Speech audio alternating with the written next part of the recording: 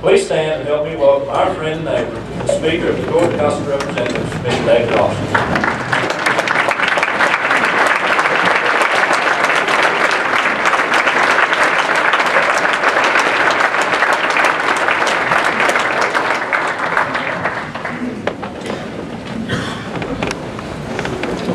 Thank you very much, Frankie, for that very kind introduction. You didn't have to get up here and tell that big fib you told, though. You told about he was planning 6 or 7 months wanting me to speak. Here's what happened. He tried to get Mark Rick, and he was tied up. Tried to get, what's that guy in Atlanta? Who's the tech coach? Paul Johnson. Tried to get Paul Johnson. He couldn't come. So we can't get any football people. I guess I'll have to get a politician. But it's a real honor to be with you tonight, and I'm honored to be included in what is a very, very special occasion, and as Coach Tankersley said, a celebration. It's always a celebration when I can get home because I'm around Bobcats, and I like being around Bobcats. So I thought that they told me not to talk about politics tonight, and I won't. But when I come home on the weekends, the one thing everybody wants to know about is the new Falcon Stadium.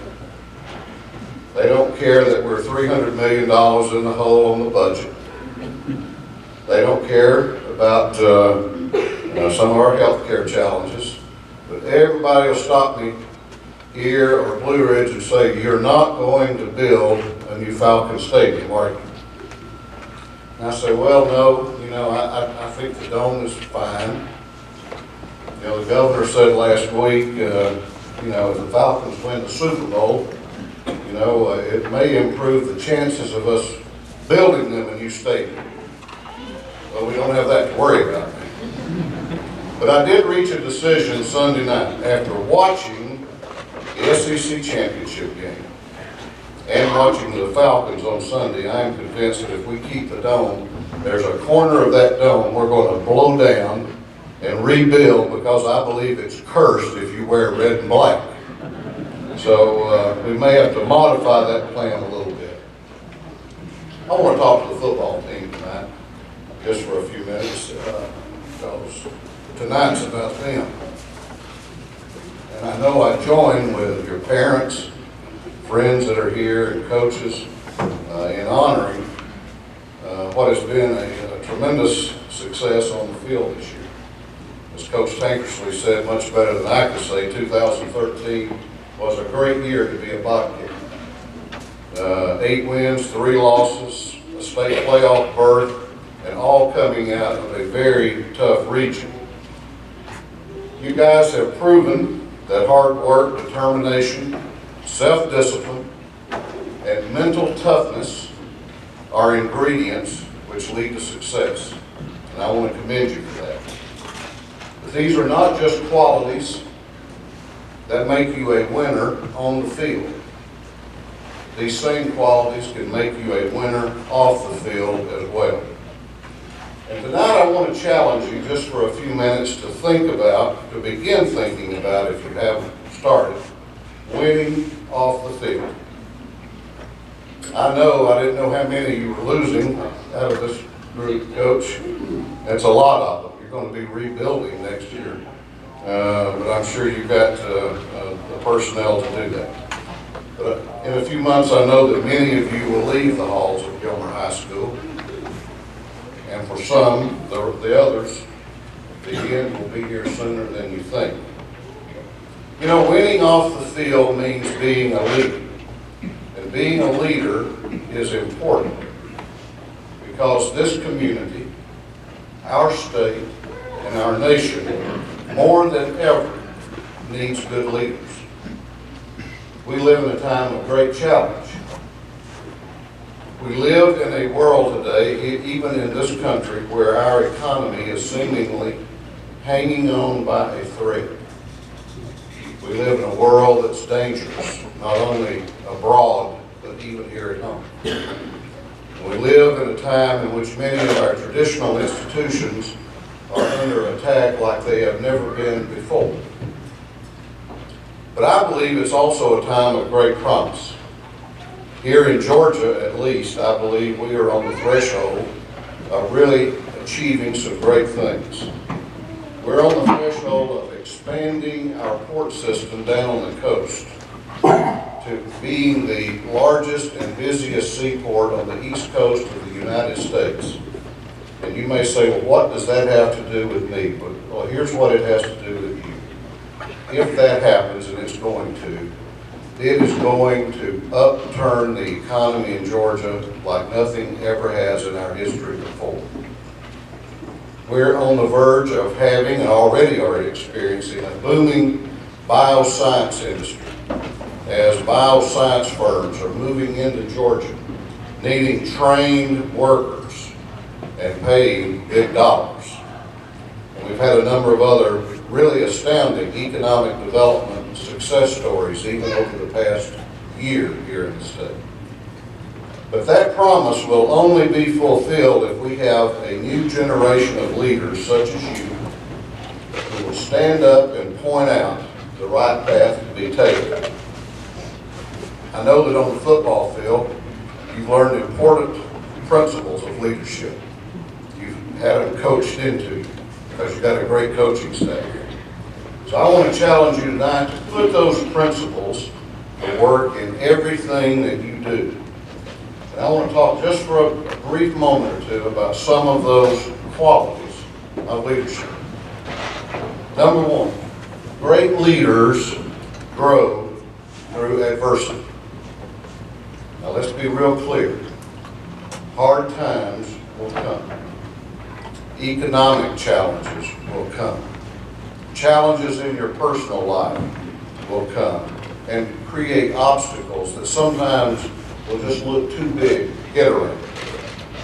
How many times has your team gotten behind, blown a lead, dropped behind, had a lead threatened? Or have you or a teammate suffered an injury at a critical time in the year? Well, ask yourselves tonight how you responded to that kind of adversity. Did you give up? I don't believe Coach Tank would let you, would he? Did you get down and depressed? Did you panic?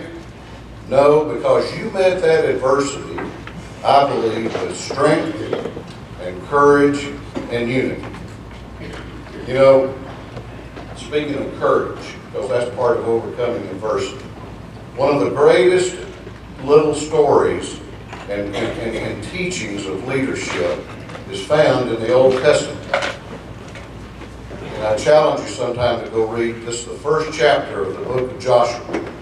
You know, Moses had led the people of Israel almost to the promised land, but not quite. And so God chose Joshua to finish that work. That was a big job. And so he took Joshua out early in that book and talked to him about leadership.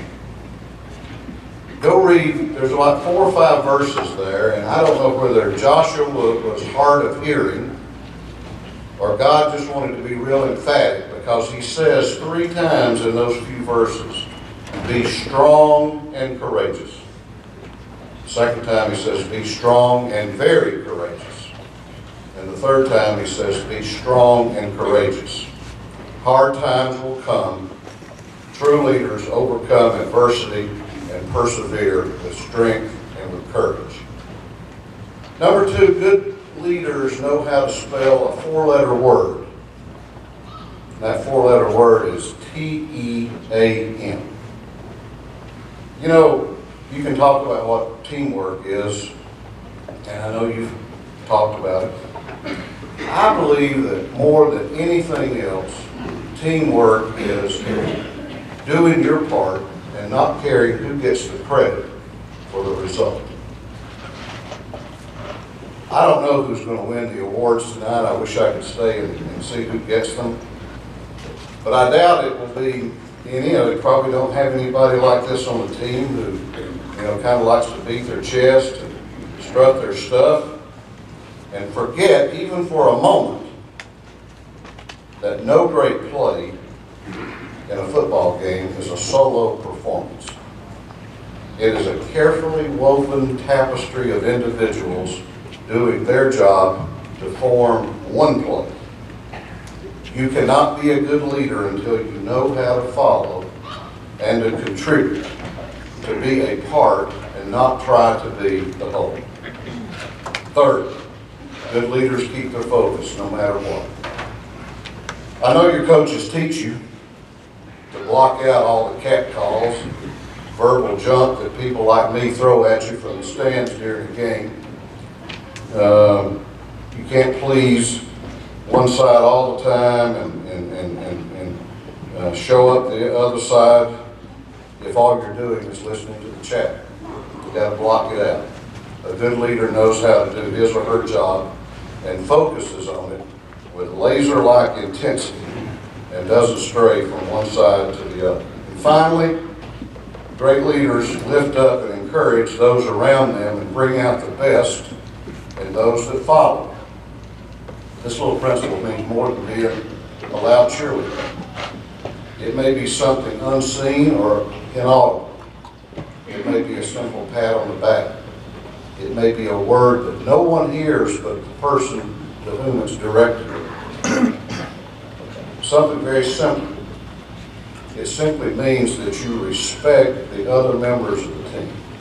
It means you value them as members of the team, and it also means that you will be an inspiration to those on the team and those whose lives you touch, and it means that your teammates will want to follow. You know, how do I know these things? Well, I didn't read them in a book. I didn't go online and get them. But I've been blessed beyond measure to have a career in public service. I decided a lot of years ago that I would follow the example of the grandfather of two of the players and enter public service. And I'm glad I did. It's been a great adventure. But it hasn't always been easy. I've faced fourth and long more than twice or 3 or 4 times during that time. And I thought how easy it would be to quit and go home. But I remember that Bobcats don't quit. They fight through adversity. When I go to the Capitol, and I'll go back down there tonight or go be there early in the morning, I work with 179 other state representatives, 56 members of the state senate, a lieutenant governor, and a governor. So I know a little bit about teamwork. When I became Speaker of the House about 3 years ago, we were in squabbles every day at the Capitol. House was fighting the Senate, House was fighting the governor, governor's fighting everybody. And I'm resolved at that time that if we didn't do anything else, that we were going to work together, and we have, and we're making some good things happen for Georgia because we're working together. We're not squabbling, and we're not fighting each other. Focus. I don't have stands on either side of me, as you do, making noise. But sometimes I would trade what I have for those stands. I got the Atlanta news media and bloggers and lobbyists, and I've got a whole state full of people out there, not a state full, but I've got multitudes out there who know the solution to every problem we have in Georgia. So tuning out and focusing on what is really important to the people I represent is critical. Finally, encouragement. This don't apply to me, but really to those who serve around me and those who mean a lot to me. The ones I know without a trace of a doubt that I won't be in the foxhole with me when the shooting starts. Those are the people who make me go. Those are the people who don't really want to make a public spectacle out of sort of bragging on me or brown-nosing or whatever. They're the ones that make me go because they lift me up and encourage me in the true sense of the word. I know this may have been a little bit different talk than normally you would get at a football banquet about as good as a politician can do. But I suspect that more of you will be called to preach than will be called to the NFL. I suspect that more of you will be called to be doctors and lawyers and teachers and builders and insurance agents than will play college ball. But you are special because you will be leading this community before long. And you will be leading this state and this nation, and that's a big deal. But you're also special because you're a body. That is a big deal too. And you do follow in a tradition of greatness, and I hope tonight that you all get an award because you have made that great tradition even greater. Thank you for letting me be with you. May God bless each one of you and direct your paths when you leave here, and may God continue to bless the state of Georgia. Thank you very much.